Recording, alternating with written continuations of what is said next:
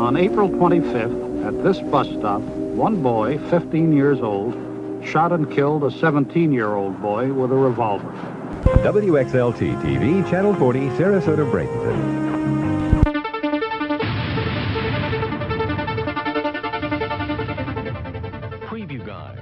Lost Media é um tema que me fascina há anos.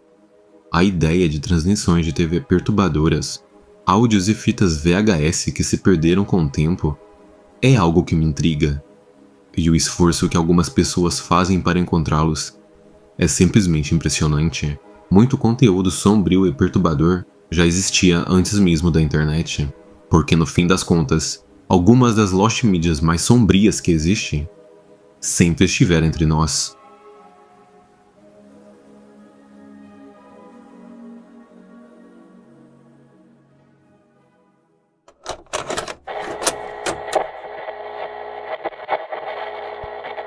March 21st, 1997. History of the Prophet Joseph Smith. In 5th through 8th grade class. How anxious I am for Heavenly Father's Spirit to touch your minds and hearts. For what the Prophet Joseph Smith did was right. Existe uma pequena cidade em Utah chamada Short Creek, isolada, silenciosa, longe dos olhos do público. Foi lá que por mais de um século uma organização operou nas sombras. Eles se chamam The Fundamentalist Church of Latter-day Saints, a FLDS. Durante anos, seus líderes controlaram rigorosamente os membros do grupo. Eles pregavam que os casamentos poligâmicos não eram apenas um direito, mas a única forma de garantir acesso ao reino dos céus. Nos últimos tempos, o líder era um homem chamado Warren Jeffs. Ele se autodenominava o profeta, segundo ele, o único capaz de falar com Deus. E se Deus dissesse que você devia se casar com alguém, você desobedeceria? Esposa após esposa, Jeff organizava casamentos não só para os homens da comunidade, mas principalmente para ele mesmo. Dezenas, centenas de mulheres eram tratadas como peças no jogo, acreditando que isso lhes garantiria a salvação eterna. E como você pode imaginar, a idade delas nunca era levada em consideração.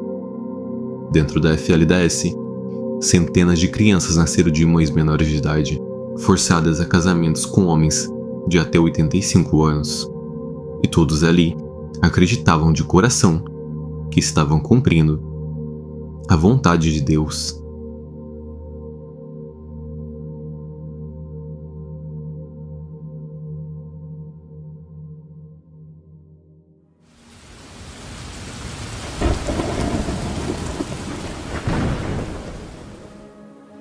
A história da FLDS é uma das mais sombrias que já conheci. Eles também possuem um grande acervo de registros, muitos destruídos ou mantidos em segredo. Mas não é só por causa deles que estamos aqui hoje.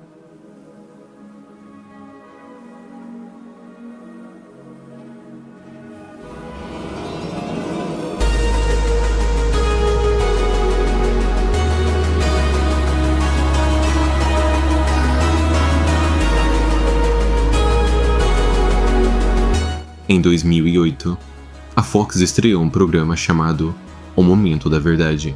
Nele, participantes respondiam a perguntas altamente pessoais e polêmicas. Diante de uma plateia ao vivo, o prêmio em dinheiro só aumentava a cada resposta verdadeira.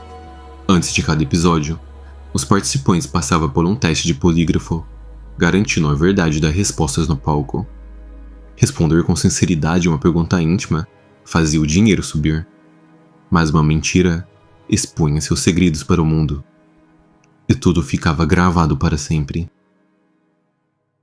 Em 2010, uma participante chamada Melanie Williams subiu ao palco.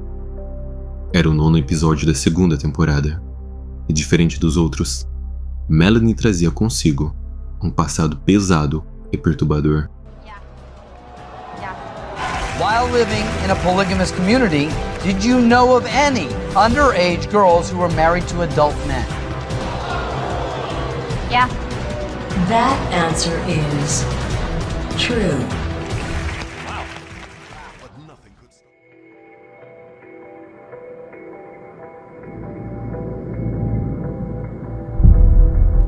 Acontece que Melanie cresceu dentro da FLDS. Ela viu com os próprios olhos os abusos cometidos, e é aqui que a história mergulha no mistério. Até hoje, o episódio 9 da segunda temporada está completamente desaparecido. Não há cópias disponíveis. Tudo o que resta é um trailer arquivado com trechos do que ela revelou. Mas, curiosamente, embora o episódio 9 seja considerado Lost Media, Melanie voltou no episódio 10, e este está disponível por completo. Nele, ela responde à última pergunta, valendo $500 milhão, algo que nenhum participante havia conseguido alcançar. O apresentador a alertou sobre a seriedade da pergunta e ofereceu a chance de desistir. Após ler a pergunta para si mesma, ela hesita, respira fundo e decide continuar. I'm gonna do it for my dad. I'm gonna go for it.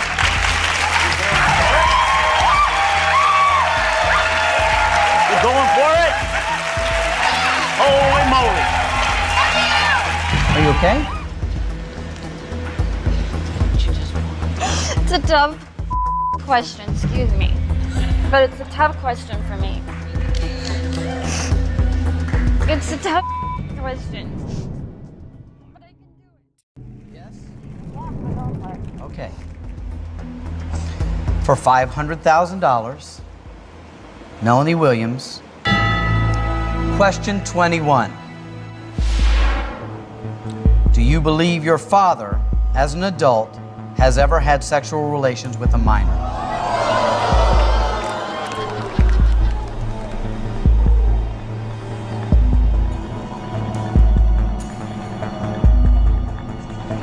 Yes. That answer is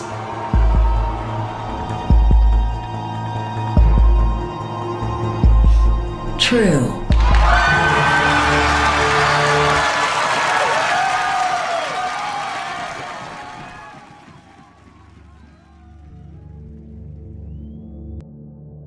A plateia explode.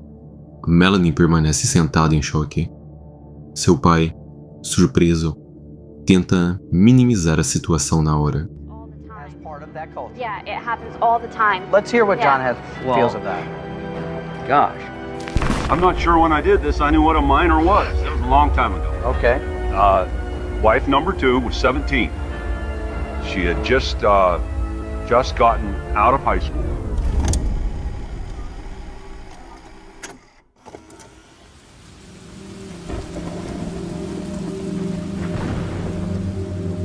Quatro meses depois, em janeiro de 2011, Melanie usou seu blog pessoal para esclarecer o que aconteceu. No dia 7 de janeiro, ela publicou que seu pai mentiu ao vivo. A menina não tinha 17 anos, como ele afirmou. Na verdade, ela tinha 14 e seu nome era Joey. Até onde se sabe, o pai de Melanie nunca foi investigado nem processado, e não há novas informações sobre Melanie desde então. Esse episódio continua sendo uma das coisas mais bizarras e distópicas já vistas na televisão.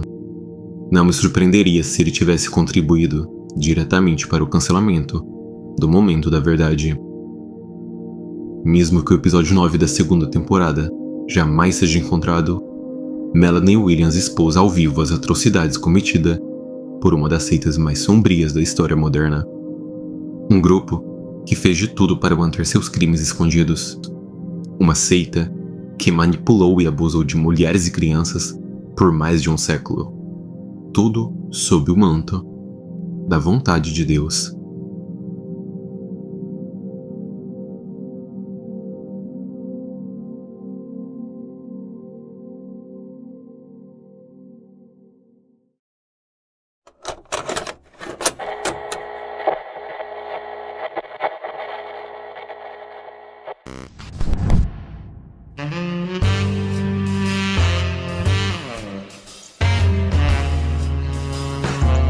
After waiting some considerable time to find a well-set-up gentleman, Megan was prepared to meet a man she could wind up spending the rest of her life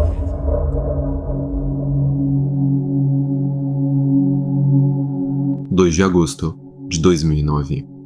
Um reality show vai ao ar na VH1, estrelado por uma mulher chamada Megan Hauserman. O programa se chama Megan Quer um Milionário e envolve 18 pretendentes, disputando seu amor ao participarem de desafios e tentando impressioná-la com encontros luxuosos. Entre todos os participantes do programa, um homem chamado Ryan Jenks chamou sua atenção. Ele era charmoso e espirituoso, uma característica tão marcante que a equipe de produção lhe deu o apelido de Smooth Operator. Agora, drama nunca foi estranho em reality shows, e Megan Quer um Milionário não era diferente.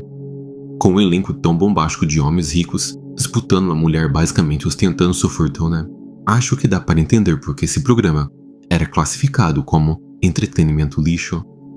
Mas no geral, não havia nada de tão extraordinário no programa.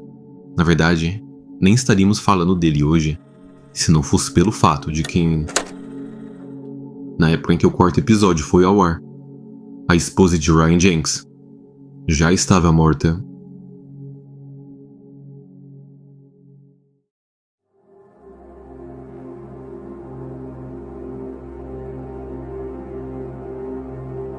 15 de agosto. A polícia investiga uma lixeira em Buena Park, na Califórnia. Segundo relatos, um cheiro muito forte saía de lá, mas não era o tipo de cheiro que se esperaria. Não era cheiro de lixo, não era um animal, era algo diferente. Pouco depois, eles retiram uma mala pesada, e ao abri-la, o que eles encontram é um corpo mutilado e desfigurado de uma mulher loira. Seus dentes haviam sido arrancados, seus dedos cortados, suas roupas inexistentes. Imediatamente, a polícia iniciou a investigação. Eles percebem que quem quer que tenha feito isso foi muito além para remover qualquer traço de identificação do corpo. Mas, curiosamente, um detalhe permaneceu. A mulher tinha implantes mamários, e como esses dispositivos possuem números de séries próprios, isso deu às autoridades uma possível pista para identificá-la. Mesmo assim, a mulher ainda era irreconhecível, o que deixou 3 perguntas essenciais no ar. Quem era ela? Quem fez isso? E como ela foi parar ali?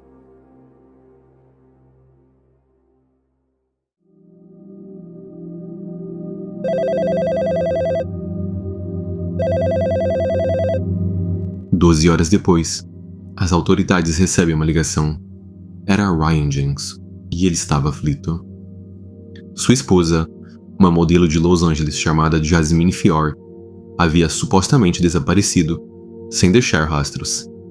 Ele afirma que na noite anterior, os dois haviam chegado em casa em Los Angeles e que ela saiu logo depois para resolver algumas coisas, mas desde então, nada mais soube dela. Nas 48 horas seguintes, os implantes mamários foram confirmados como sendo de Jasmine Fior. E com isso, o marido, Ryan Jenks, se tornou o principal suspeito de seu assassinato. No entanto, quando começaram a investigar seus passos nos dias anteriores, descobriram que, ao contrário do que Ryan disse, Jasmine nunca chegou em casa naquela noite. Na verdade, na noite da morte dela, o casal havia ido a um hotel em Del Mar, na Califórnia, para um torneio de pôquer. Imagens das câmeras de segurança mostram os dois chegando, se acomodando e saindo juntos. Mas curiosamente, às 4h30 da manhã de 15 de agosto, poucas horas antes do corpo de Jasmine ser encontrado, Ryan Jenks aparece nas imagens sozinho e em pânico. Jasmine, onde quer que tenha ido, não voltou com ele, e ela nunca mais foi vista com vida.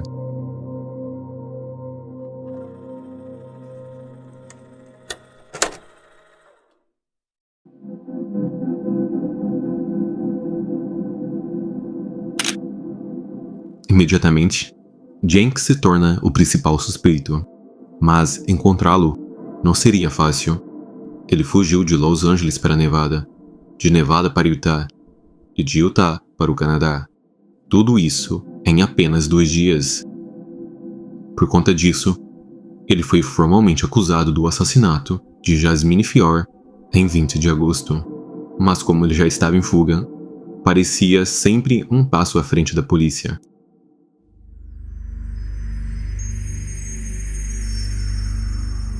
Foi só na manhã de 23 de agosto que as autoridades conseguiram localizá-lo em um motel chamado Thunderbird, na cidade de Hope, no Canadá.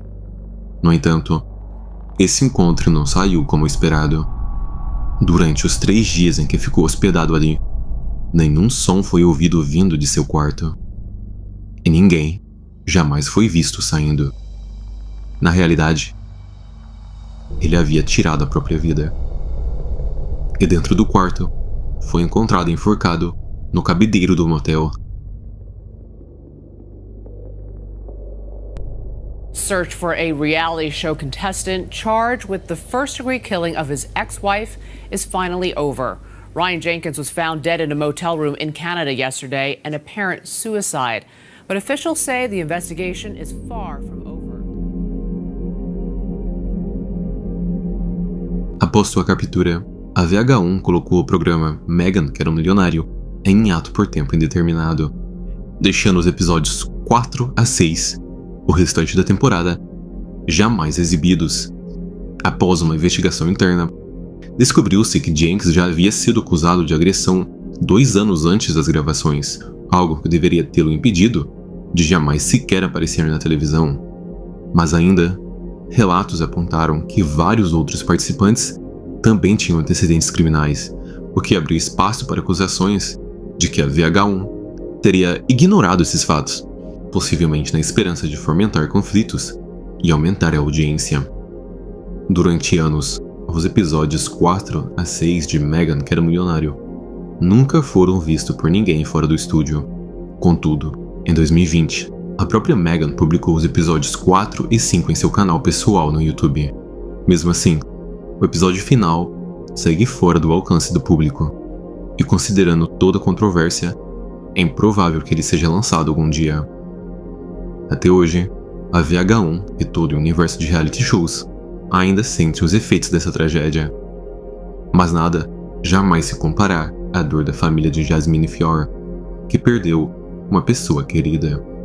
De acordo com a mãe de Jasmine, o relacionamento deles nunca foi saudável. Estavam sempre brigando, sempre discutindo por alguma coisa, mas jamais imaginou que Ryan pudesse tirar a vida da filha. Jamais imaginou que ele a deixaria naquele estado. Parecia um pesadelo completo, mas era real. Dolorosamente, angustiosamente real. Meghan Quer um Milionário permanece até hoje como um retrato assustador das máscaras que as pessoas colocam diante das câmeras. Mas quando elas desligam e todos inevitavelmente voltam para casa, percebemos que não conhecemos ninguém de verdade. Eles chamam isso de reality show, mesmo quando não tem nada de real.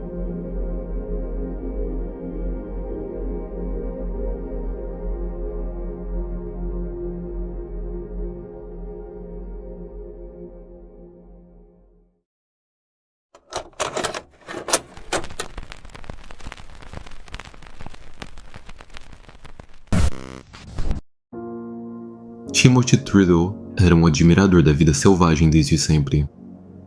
Pelos últimos 11 anos, ele fez de tudo para viver entre os ursos nativos do Parque Nacional Katmai, no Alasca, documentando suas experiências sempre que podia. Sempre que estava na natureza, ele levava uma câmera consigo e parecia não ter o menor medo ao interagir com animais que literalmente poderiam acabar com sua vida a qualquer instante. Durante a década de 1990, Trudeau viajou pelos Estados Unidos ensinando jovens sobre os ursos e sua relação com o ambiente natural. Com isso, ele exibia vídeos de suas expedições, despertando uma nova apreciação pelo mundo natural em toda uma geração. Esses esforços o tornaram extremamente popular e no início dos anos 2000, Timothy havia se tornado praticamente um nome conhecido em todo o país. Pelo que se via, sua forma de viver era inquestionavelmente perigosa, mas profundamente recompensadora. Um flerte constante com a morte, mas algo que ele claramente amava.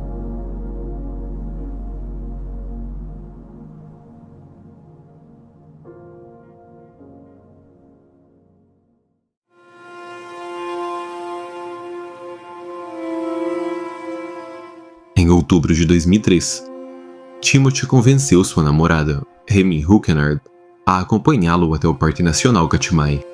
Ao contrário de outras expedições, essa viagem aconteceu tarde demais no ano. Veja, outubro marca o início da temporada de hibernação, período em que os ursos estão em um estado de fome desesperada, caçando agressivamente qualquer alimento que os ajude a sobreviver ao inverno. Além disso, aquela região sofria com uma seca severa naquele ano, o que reduziu drasticamente o suprimento de alimentos e aumentou ainda mais a agressividade da fauna local. O ambiente estava, portanto, extremamente tenso. A competição por comida estava no limite. Mas mesmo assim, Timothy convenceu Amy a confiar nele, pois ele estava determinado a continuar estudando a espécie pela qual era tão fascinado desde jovem.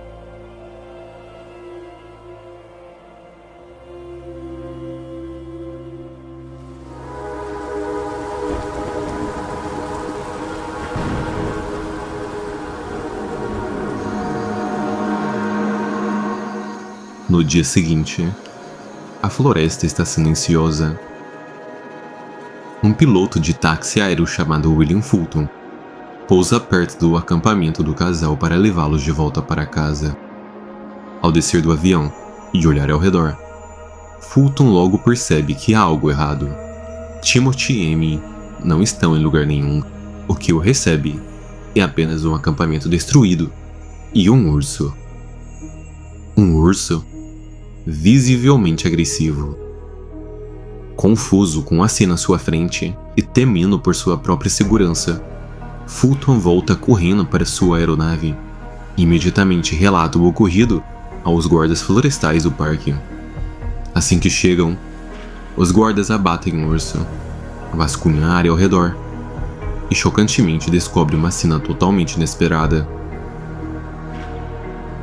Por todo o acampamento, os restos mutilados e parcialmente devorados de Timothy e Amy estavam espalhados pelo chão. Seus corpos foram violentamente despedaçados. As mãos e braços de Timothy estavam largados ao redor da barraca, enquanto Amy havia sido enterrado de forma improvisada em uma pilha de terra próxima à tenda. Naquela noite, Timothy Triddle e Amy Hookenard perderam a vida pelas garras de um urso selvagem. E em toda a história de 85 anos do Parque Nacional de Katmai, eles foram os primeiros a morrer dessa forma.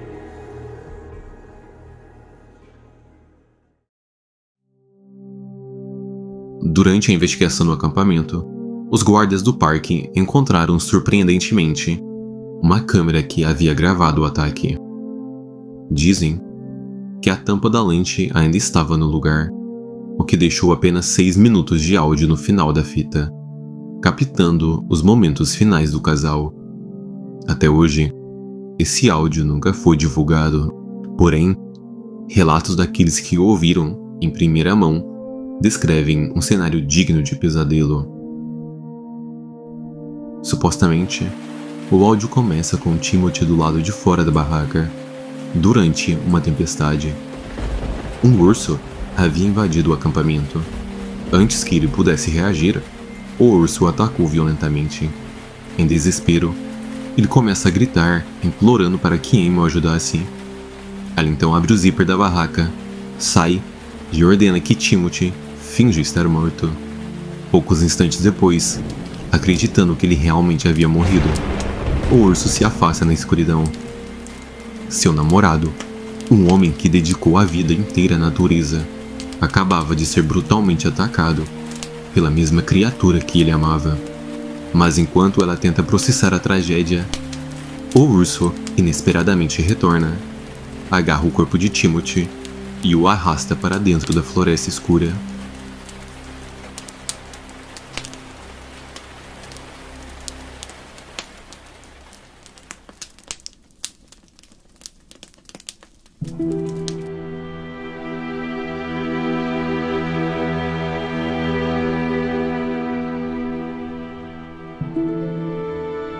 Desde então, a única cópia existente dessa fita está nas mãos de Julie Palovac, amiga de longa data de Triddle. Até hoje, ela nunca ouviu o conteúdo, e além das autoridades, a única outra pessoa conhecida por tê-lo escutado foi o documentarista Werner Herzog. Porém, apenas alguns segundos após dar o play, Herzog tirou os fones de ouvido e orientou Joey a jamais ouvi-lo e implorou para que ela destruísse a fita. Até onde se sabe, Palovac continua com a gravação trancada e prometeu que nunca a ouvirá em sua vida. Com isso, os momentos finais de Triddle e Huguenard permanecem envoltos em mistério e especulação. Essa fita é uma das Lost Medias mais sombrias da história. Algo que sinceramente acredito que nunca ouviremos. Uma tragédia que nunca deveria ter acontecido. Um acidente absurdo, perdido nas profundezas da floresta. 6 minutos de áudio, registrando uma das formas mais brutais de morrer, que talvez permaneçam silenciosos para sempre.